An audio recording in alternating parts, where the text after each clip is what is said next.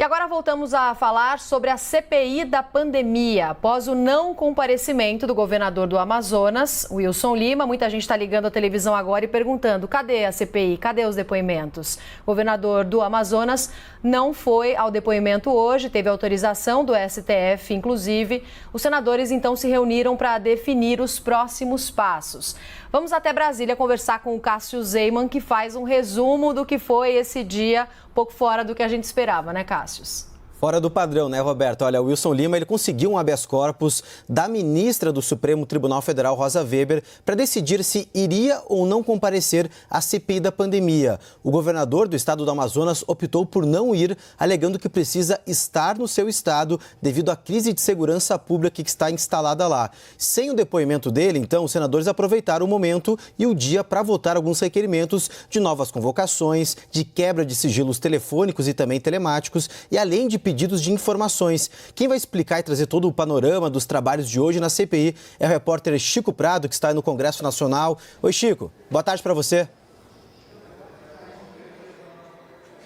Oi, Cássio. Boa tarde a você, a todos que acompanham o Visão CNN. Pois é, o dia não foi perdido, apesar da não realização desse depoimento do governador Wilson Lima do Amazonas, beneficiado por esse habeas corpus concedido pela ministra do Supremo, Rosa Weber. Os senadores da CPI aproveitaram, então, para colocar em votação uma série de requerimentos, principalmente esses de quebra de sigilos telefônico e telemático. Eram muitos sigilos e a quebra deles vai ajudar a construir a tal linha do tempo. Como é que é isso? Para tentar pegar a contradição de gente que falou a CPI, o que disse A, o que foi contradito pela testemunha B, pelo depoente C e assim por diante.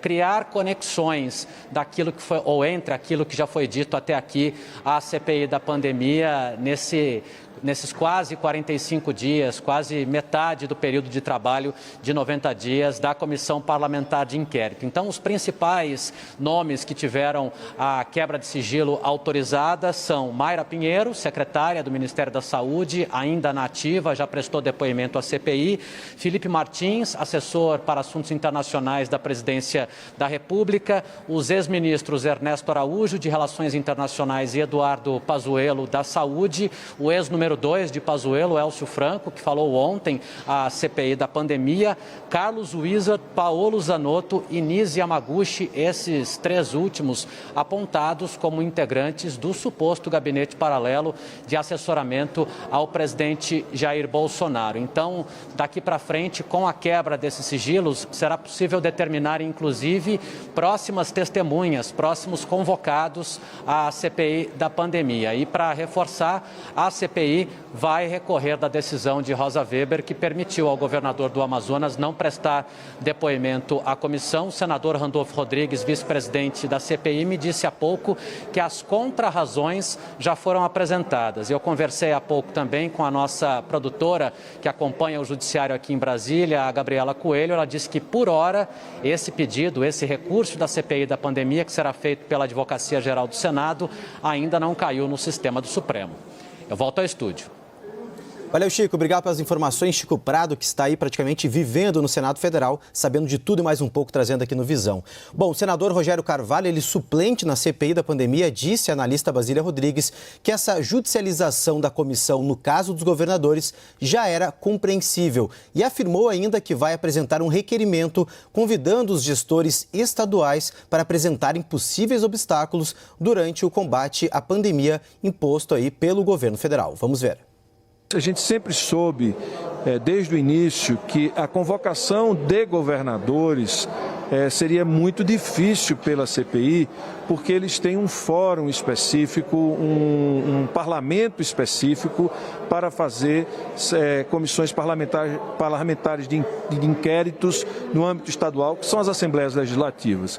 Então, o que aconteceu hoje já era previsível, então isso não deve interferir nos trabalhos da CPI. Eu devo apresentar um requerimento convidando os presidentes de consórcios de governadores de todas as regiões do país, para que possam espontaneamente vir prestar esclarecimentos sobre as dificuldades no combate à pandemia, tendo o governo federal como principal opositor, principal adversário do combate à pandemia. Já o senador Eduardo Girão, um dos maiores defensores da investigação de governadores e prefeitos, disse que a decisão do Supremo Tribunal Federal pegou mal e que o governador Wilson Lima deveria comparecer sim à comissão, mesmo com habeas corpus. A gente percebe que depois de 1 mês e 1 semana de trabalho se marcou o primeiro depoimento e o STF, que mandou o Senado abrir essa CPI, deslegitima, tirando o primeiro governador que seria ouvido. Então isso pegou mal.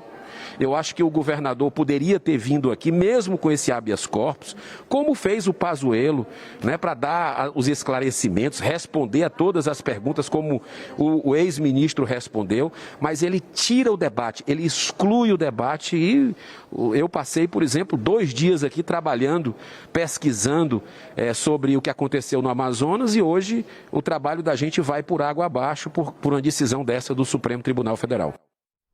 Vou convocar meus parceiros aqui, Gustavo, Leandro e Hugo.